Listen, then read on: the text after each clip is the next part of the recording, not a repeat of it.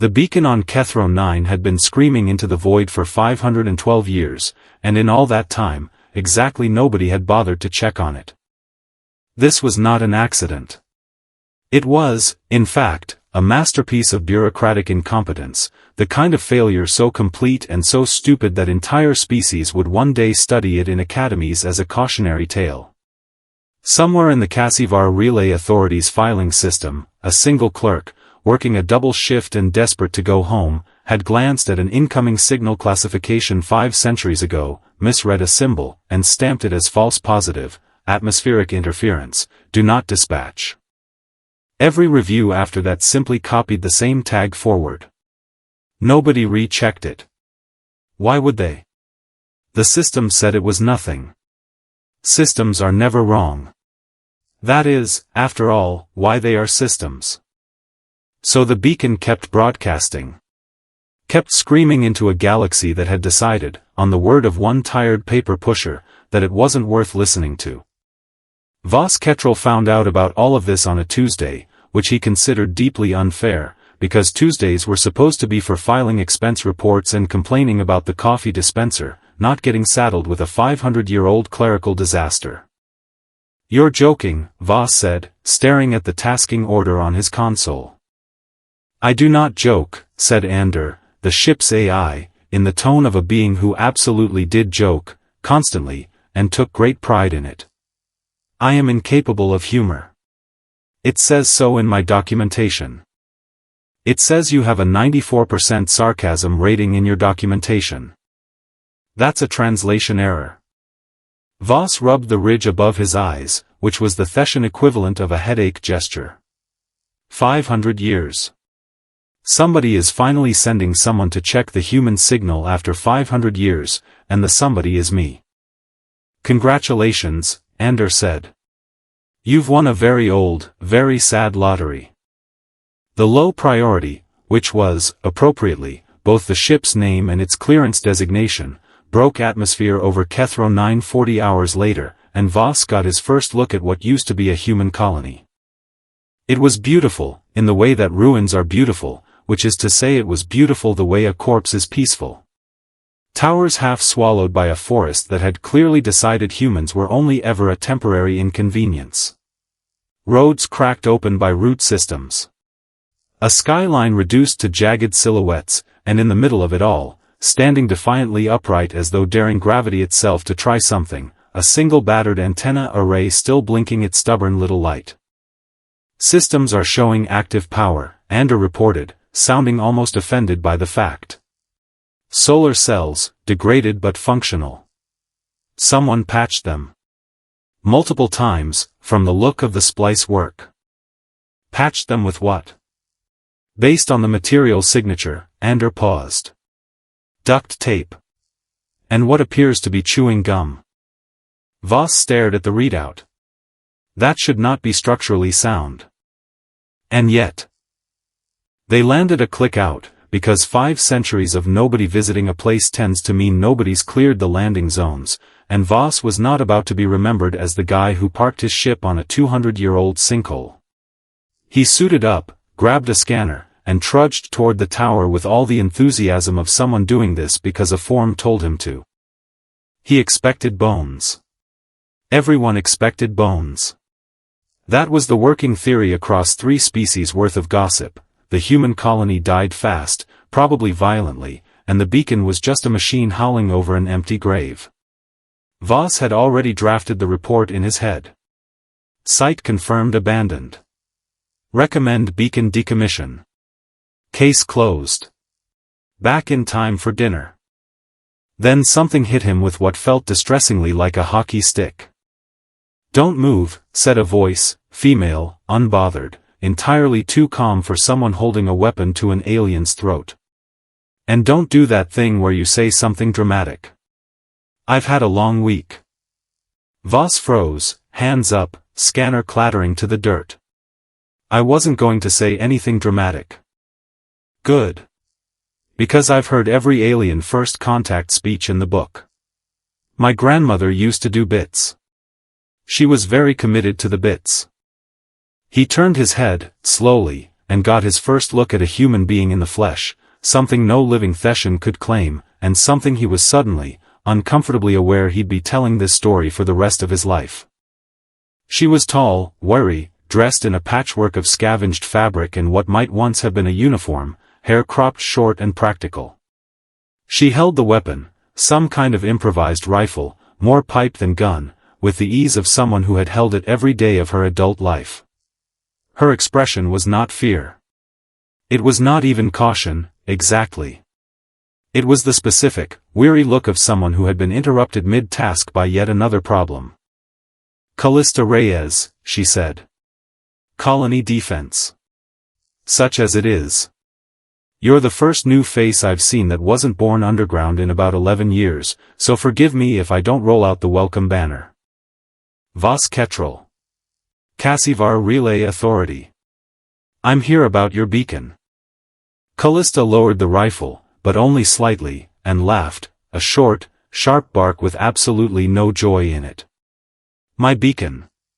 You mean the thing my great-great-great-grandmother built out of a communications array and pure spite, and that every single one of us has kept running for 500 years because it was the only thing standing between us and dying completely forgotten?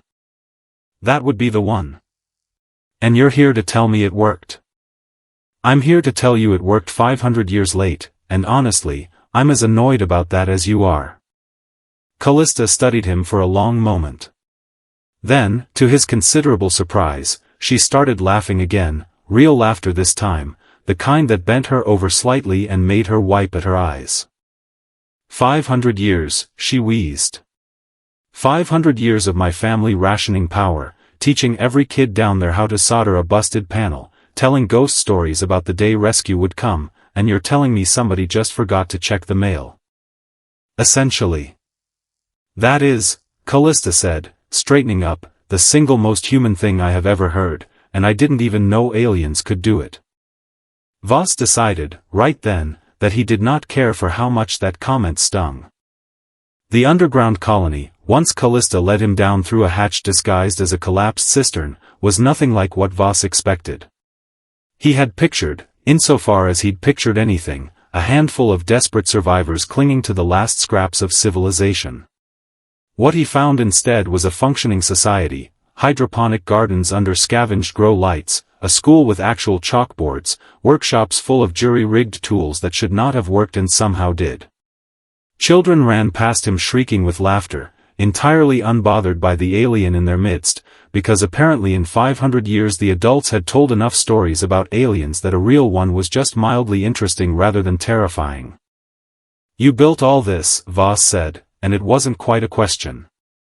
"We survived all this," Callista corrected. "Building implies we had a choice about being here. We didn't. The evacuation ships never came back for the last wave, something about a hull breach, a bad jump, we don't actually know, the records got fried. So the people left behind did what people do. Complained a lot, and then got to work. On Thess, if a colony lost contact with the homeworld for even a decade, there would be committees. Grief counselors. Commemorative statues. We had those too, Callista said. Statues, I mean. We melted most of them down for scrap around year 60. Turns out you can't eat a statue, and grief counseling doesn't fix a broken water filtration system. Anders' voice crackled through Voss's calm, quiet enough that only he could hear it. I am reading approximately 4,000 life signs in this colony. Growing food supply, functional medical bay, 3 separate defense perimeters, and, Voss, I want you to note this calmly, enough improvised explosives in the north tunnel to level a city block.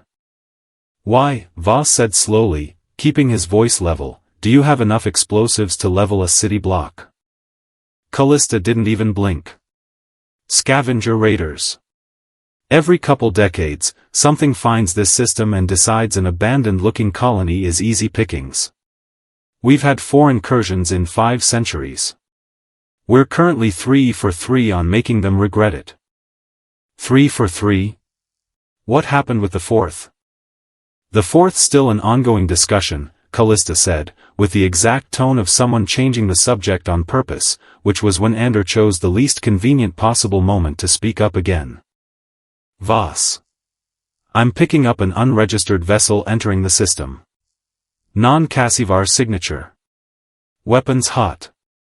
Callista's easy humor vanished so fast it was like watching a light switch off. That's not a rescue ship, is it? Define rescue. That's a no. That is very much a no, Ander confirmed. Signature matches known scavenger configurations. Given the timing, would guess they've been monitoring the beacon too, and a Cassivar ship showing up finally got their attention. Possibly they assumed the same thing everyone else did, nothing here worth the trip, until now. Callista was already moving, shouting orders down the tunnel in a clipped, practiced cadence that instantly transformed the colony around them. Children were hustled toward deeper shelters. Adults grabbed tools that Voss now understood doubled as weapons. It happened with a speed and coordination that suggested this was not the first time, and Voss, a man whose most dangerous prior assignment had involved an argument over parking permits, found himself swept along in the middle of it, entirely unsure what his job was supposed to be. You, Callista said, jabbing a finger at him without breaking stride, have a working ship with actual weapons, yes? The low priority has minimal defensive armament. Minimal is more than we've got in orbit. You're helping. I am a relay technician. I catalog beacon anomalies. I am specifically not trained for. Great, first day on the job then. Try not to die, it looks bad on the paperwork. There was, Voss reflected, absolutely no good response to that, so he ran. What followed was, by any objective Theshan military standard, an absolute mess.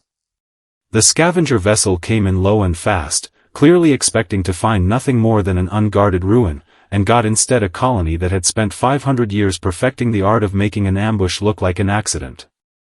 Voss watched from the low priority's modest gun bay as the ground defense lit up, not with anything resembling proper military hardware, but with an absolutely unhinged combination of improvised rocket batteries, tunnel-mounted charges that collapsed the scavenger's landing approach entirely, and, memorably, a decoy broadcast that made the beacon appear to be a heavily armed military installation instead of a 5-century-old antenna held together with gum. They're bluffing, Voss said, half to himself, watching the scavenger ship hesitate mid-approach. They're humans, Ander replied. I am beginning to suspect that is simply what they do instead of having a real military budget. The low priority's actual contribution to the battle was modest, a few defensive volleys, a well-timed sensor jam that blinded the scavenger's targeting, but it was enough, combined with the colony's terrifyingly well-rehearsed chaos, to convince the raiders that this particular ruin was not, in fact, worth the trouble. The scavenger vessel broke off, took a parting shot that Callista's people dodged with what looked like bored familiarity, and fled the system. It was over in under 20 minutes. Voss sat in the gun bay afterward, hands shaking slightly, and realized he had just participated in his first actual combat engagement in a career built entirely around paperwork. You are extremely pale, Ander observed. Well. Paler. I catalog beacon anomalies, Voss said again, weakly. Down in the colony, Callista found him 20 minutes later, still sitting on the edge of the landing ramp, and handed him something in a battered metal cup that smelled aggressively alcoholic. You did fine, she said, sitting down beside him without asking permission, which he was starting to understand was simply how she operated. For a paperwork guy. I nearly filed the wrong sensor override code and jammed our own comms instead of theirs. Nearly. Key word. She took a long drink. 500 years, and the cavalry that finally shows up is one nervous bureaucrat and a ship literally named low priority. My ancestors would have found that hilarious. I find it hilarious. I think I'm a little bit in shock, actually, which is probably why I find it hilarious. For what it's worth, Voss said, I am extremely sorry about the 500 years. You should be. Somebody should be. But I'll tell you something, Ketrel. She looked out over the ruined skyline, the broken towers silhouetted against an alien sunset that 4 generations of her family had learned to call home. We didn't spend 500 years waiting to be rescued. We spent 500 years surviving anyway. The beacon wasn't really for you. It was for us. Something to keep fixing. Something that said we still mattered, even if nobody was listening. Voss didn't have a good response to that either, so for once, he didn't try to find one. He just sat there, and let it be true.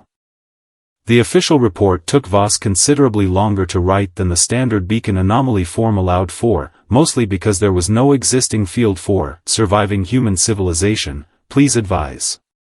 He filed it anyway, attached the sensor logs, the population count, and, with a degree of petty satisfaction he was not proud of, a full timeline of exactly how the original misclassification had occurred, clerk's name included. The response from Cassivar Relay Authority Command took 4 days, which by galactic bureaucratic standards was practically supersonic, and consisted mostly of a great deal of very formal panic. Emergency sessions were called.